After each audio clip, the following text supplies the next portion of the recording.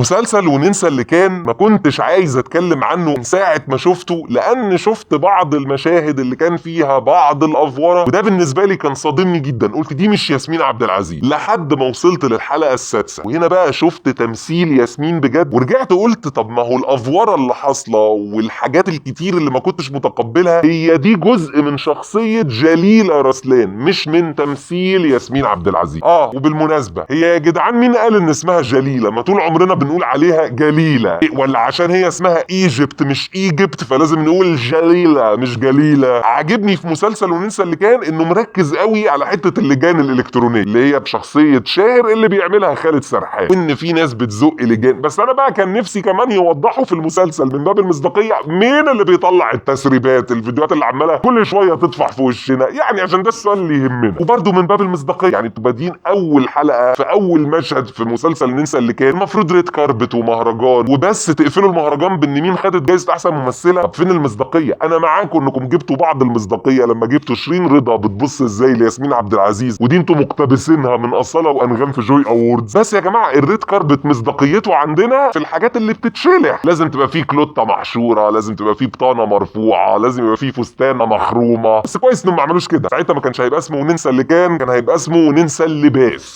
النهارده هنتكلم وهنلخص اول 6 حلقات من مسلسل وننسى اللي كان. تابعنا اخر كام حلقه عارف السيستم بقى، احنا الاول بنلخص بعدين بنعلق على الحاجات او الاحداث الحلقات اللي لخصناها. بيبدا المسلسل بانه بيقدم لي شخصيه جليله رسلان، دي ممثله سوبر ستار وهي رايحه مهرجان، وهناك بنعرف ان ليها منافسه قويه جدا اسمها نهله العبد. الاتنين بيتنافسوا على مين تاخد جايزه احسن ممثله، اللي بتاخدها هي جليله رسلان. وبعد كده بنعرف بقى ان المنافسه بينهم هي منافسه غير شريفه، بيبقى داخل فيها لجان وداخل فيها اعراض وداخل فيها شردحه لبعض. والسبب الرئيسي في ده هو شاهر ده يبقى طليق جليله وابو بنتها، في نفس الوقت هو صاحب نهله العبد جدا، فهي بتستغله في ان نعمل حملات على جليله. نغوص بعد كده اكتر مع جليله، بنعرف بقى مشاكل، بنعرف ان هي عندها مشكله مع بنتها مش طايقاها، وفي فيديو منتشر هي اصلا مش معترفه ان دي امها، وده عامل لها ازمه نفسيه، وبالتالي هي بتاخد مهدئات وما بتعرفش تنام ومكتئبه. وده وصلها انها في مره من المرات كانت واقفه في البلكونه وقعت وافتكروا ان في حد عايز يقتلها. ده غير انها متجوزه جواز سري من احمد سعيد عبد الغني. طب وليه ما اعلنتوش؟ لانها بعد ما اتجوزته اكتشفت ان هو فاشل، يعني هو كان مفهمها ان هو دكتور تجميل شاطر، طلع لا عيادته بتهش بيعمل غلطات، دخل في سكه الممنوعات، وكمان كان متجوز واحده ما طلقهاش وكان فاهمها ان هو مطلقها قبل ما يتجوزها. مع الحلقات بنعرف ان اقرب الناس ليها طمعين فيها، بما فيهم مثلا مرات اخوها، يعني بتحاول تزقه عشان ناخد منها فلوس. على الناحيه الثانيه بنشوف بقى شخصيه بدر ده ليه في الملاكمه، وهو حد جسمه كويس جدا. بدايه تعارفه بجليله انه اساسا كان شغال كومبارس وهي انقذته في حاجه معينه، لكن بعد كده بيقابلها تاني في عرض خاص للفيلم بتاعها، وهناك الظروف يعني بيحصل تدافع عليها وهو اللي بينقذها قبل البادي جارد بتاعها، فبتقرر انها تعينه بادي جارد. وبتتوالى الاحداث وبتكتر مشاكلها لحد ما بتطلب منه ان انا عايزاك تخلص عليا. بيقول لها طب ليه انت ما تخلصيش على نفسك؟ تقول له عشان انا حاولت اعمل كده وفشلت وبرجع في كلامي، لكن انت اللي هتقدر تعمل ده وتريحني وتريح كل اللي حواليا مني. لما بيوافق على كده بتتطور شويه احداث، وبيجي لها جوزها عشان بيعاتبها بسبب فيديو كان منتشر يعني لمراته وهي بتمد ايدها عليها. من هنا لهنا بتقوم بينهم خناقه، بيتدخل بدر عشان يحميها، لكن جوزها ده بيقع وبيموت. ولحد هنا دي كانت تبقى نهايه الحلقه السادسه. بشكل مبدئي لو هتكلم عن القصه هقول فيها حاجتين اساسيتين. اولا قصه مشوقه جدا من الحلقه السادسه، اللي قبل الحلقه السادسه ده بالنسبه لي كان ممكن يختصر ويعتبر ما يعني انا من وجهه نظري المسلسل ده كله بدأ معايا من الحلقه السادسه، او عشان اكون امين يعني من نهايه الحلقه الخامسه، اللي هي من ساعه ما انا عرفت ان الست دي عايزه تخلص على نفسها، او ان جليله دي مش مبسوطه في حياتها. اللي جاي اللي هو من الحلقه السادسه كان الريتم سريع، الاحداث بتجري، عايز تخلص على نفسها، تنتهي بان جوزها مات، طب هي هتعمل ايه؟ كل ده بالنسبه لي عظيم. اول 5 حلقات دورهم الاساسي ان هو بيعرفني مين هي جليله رسلان، ايه المشاكل اللي عندها. بس الحوار مط بقى، يعني انت كان ممكن تعرفني ده في حلقه واحده، انا لقيت 5 حلقات انت بتعرفني مين جليله رسلان، بتعرفني مين نهله العبد اللي هي شين رضا، دخلتني في اخت نهله العبد بتتجوز وجوزها مش راضي انها شغاله بلوجر ومش راضي ان اختها شغاله ممثله، ده ايه لازمته؟ انا مش فاهم. انا عرفت ان بنتها مش بتحبها، دخلتني بقى مع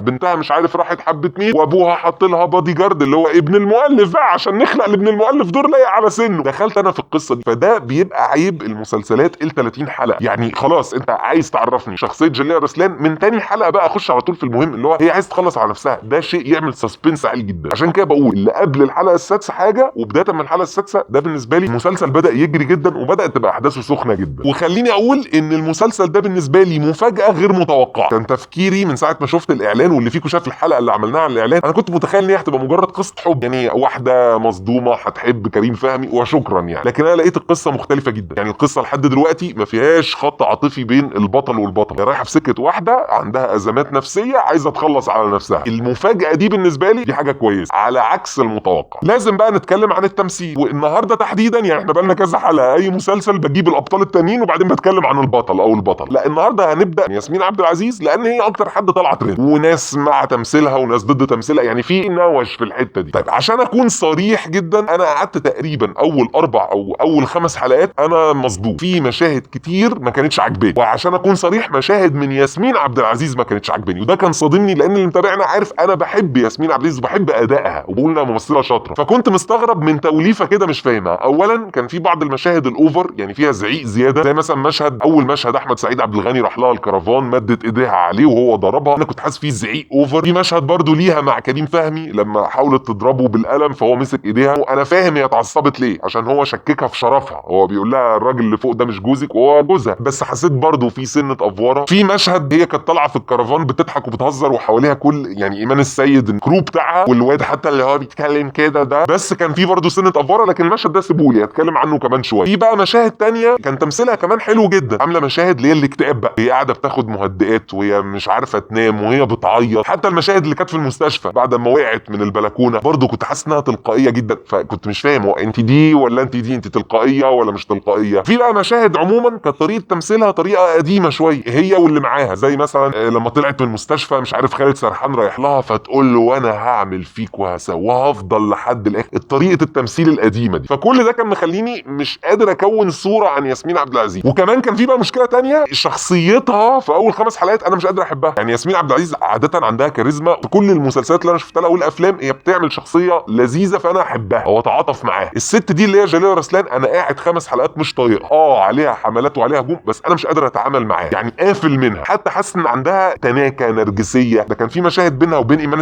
السيد بتطلع تهزر، هي حتى بتاخدش تدي معاها بتقطمها على طول، فكنت قافل منها لحد بقى ما دخلت في الحلقه السادسه. هنا بقى انا شفت تمثيل قلت هي دي ياسمين عبد العزيز، هو ده احساس ياسمين عبد العزيز. وفي نفس الوقت بدات اتعاطف مع شخصيه جليله رسلان واشوفها من جوه من ساعه ما قالت له انا عايز اخلص على نفسي. وطول بقى الحلقه المشاهد كلها انا هنا عرفت ان دي شخصيه جليله رسلان، هي واحده مضطربه، واحده عندها نرجسيه، واحده مش واثقه في اللي حواليها، واحده عندها حاجات كتير مش متظبطه. عشان كده على مدار 5 حلقات هي ردود افعالها مش طبيعيه، وكواحده نرجسيه، والنرجسيه دي باينه جدا عندها. اي حد اتعامل مع حد نرجسي هيعرف انه اوقات بتبقى ردود افعاله اعلى بكتير من الطبيعي. فده بالنسبه لي هنا قلت يبقى دي كده شخصيه جليله رسلان. واللي عجبني انه في الحلقه السادسه انا بدات كمان اتعاطف مع الشخصيه. يعني انا شفتها في الاول وهي بتتكلم مع كريم فهمي المشهد الطويل بتقول له انا عايزاك تخلص عليا وبتشرح له ليه، هي صعبت عليا. في مشهد تاني لما هو راح لها البيت وبيقول لها خلاص انا وافقت، هي فعلا قاعده فيها حاجه نفسيه مش متظبطه او اعصابها بايظه، في حاجه غلط ومتوتره. وحتى قبلها على مدار الحلقه هي قاعده مع الكرو بتاعها بتتفرج على حاجات، بتقول لهم هو انا لما اموت الناس هتفتكرني بحاجه. لما قابلت اخوها اللي هو ادوارد وبتقول له خلاص انا هنهي كل ده قريب، هنا بقى بدات اشوف تمثيل حلو جدا، بدات اشوف الشخصيه من جوه. فده تقديري للظاهره اللي حصل كسكريبت، جايبين الموضوع من بره فانت قافلني من الشخصيه. بعد كده من الحلقه السادسه بدات تدخلني معاها فانا بتعاطف وبفهم ردود افعالها وبفهم انها مريض. كنت اتمنى ان ده يتعالج في السكريبت او على الاقل ما يتمطش 5 حلقات. هنا تاني ارجع اقول لاننا مطينا ده 5 حلقات، ممكن لو انا بتفرج من اول 2 3 هقرر اكمل ولا لا، ممكن اقول لا انا مش هكمل لان التمثيل مش عاجبني، لكن هو يطلع ليه سبب. وبما اني اتكلمت على التمثيل لازم اتكلم مثلا عن كريم فهمي. مش هقدر اقول ان هو عامل ماستر سين، بس اداؤه بشكل عام يعني جايب الشخصيه. نفس القصه شيرين رضا، ليها مشاهد كتير جدا حلوه وموصله لي انها شريره، مع انه مش منطقي ان في واحد هي بتحبه بس مشكلته انها بتخلفش. معلش هي شيرين رضا ايه اللي في سنها بتخلف اساسا، حتى لو هي بتخلف في السن ده مش هتخلف، بس ما علينا. في بقى لقطات تانية حسيت تمثيلها اوفر، تحديدا اللقطه لما ياسمين عبد العزيز دخلت بيت خالد سرحان او الفيلا بتاعته ولقت شيرين رضا عنده، رمت لها كلمتين ردود افعالها كانت اوفر شويه. طبعا انا مش عارف اتكلم عن كل الممثلين لان في ممثلين كتير، بس خليني اقول لو هبدا بالكرو اللي حوالين ياسمين عبد العزيز، ايمان السيد عجباني جدا، جايبه دور الست الشعبيه ده حلو جدا وبترمي افات بعضها لطيف. انجي كوان وده شيء غريب عامله دور حلو، مديره الاعمال اللي كده اللي بتتكلم كده لطيفه جدا. الهام وجدي اللي هي الستايلست عامله دور الستايلست بتاعت النجمه اللي دمها تقيل، يعني هي جايبه الدور ده صح. مشكلتي بقى في حد واحد اللي كان عامل دور الكوافير، بيتكلم كده، دي طريقه كلام اصلا مستفزه في الطبيعي. انا رسالتي ياسمين عبد العزيز، ايه احتياجك لانك تجيبي واحد زي ده؟ يعني انت اصلا اكيد نجمه كبيره بتختاري كل الادوار، لا هو رامي افيهات لطيفه ولا هي دي الطف حاجه تتقدم للجمهور العام. يعني يا جماعه مش عايزين نروح لسيناريوهات نتفليكس ان احنا لازم يبقى عندنا شخصيه الكوافير دي طالعه معانا. يعني ده بجد اختيار سيء وضايقني، ومشاهد ظهوره رغم انها قليله جدا بجد بتعصبني، وانا عموما بتضايق من اي حد بيطلع يتكلم كده اشوف ده سوشيال ميديا، ما اشوفوش بقى كمان مسلسل. مشكلتي مع مسلسل وننسى اللي كان ان في خطوط كتير ممكن تتشال، مش هتفرق معايا جدا. يعني الخط الاساسي هو جليله رسلان، عندي بقى خط بنتها انها مش عارف بتحب مين وابوها بعت معاها ابن المؤلف ده، كل دي خطوط ملهاش لازمه. الحاره كلها بالنسبه لي ممكن تتشال، رغم ان فيها محمود عزب تمثيله حلو جدا، محمد لطفي تمثيله حلو جدا جدا جدا وجايب الشخصيه حلوه، بس كل ده حشو. ومنى فضالي دي كانت ممكن تتشال لانه الفيلر كتير قوي بصراحه يا منى. طبعا عندك اللاين بتاع اخت شيرين رضا انها بتتجوز وجوزها رافض ان اختك ممثله، ده انا مش شايف له اي لازمه. حتى اللاين بتاع حبيب شيرين رضا اللي هو وائل عبد العزيز اللي هو اخو ياسمين عبد العزيز، انا مش شايف ان ده ليه اي لازمه. يعني يمكن ده هيبان قدام، بس الحشو الكتير ده انا مش عاجبني. وعاجبني جدا في المسلسل ان المسلسل ده ليه رساله رغم انها رساله بسيطه، وده غير متوقع اصلا على مسلسلات ياسمين عبد العزيز. هي بتبقى قصه رومانسيه، لكن احنا رحنا في حته انه في لجان الكترونيه، واللجان الالكترونيه دي اللي بيديرها ممكن يكون شخص ليه علاقه بالدارك ويب. القصه دي عجباني رغم انها حاجه بسيطه، بس الرساله في حد ذاتها حاجه لطيفه. هسالكم سؤال، مش عارف هل انا بس اللي حسيت كده ولا في حد حس زي في لقطات كتير وهي متوتره وهي متعصبه وهي بتمسك حاجات تكسرها، حد فيكم حس ان دي قريبه من شخصيه شيرين عبد الوهاب؟ انا عارف ان شخصيه شيرين قدامنا اكيد بتطلع منمقه جدا، بس من الحاجات اللي طلعت لنا لما حسام صورها لما بتنفعل في مكالمه، هل حد حس ان ياسمين عبد العزيز بتقلد او جايبه حاجات من شخصيتها، ولا ده احساس شخصي؟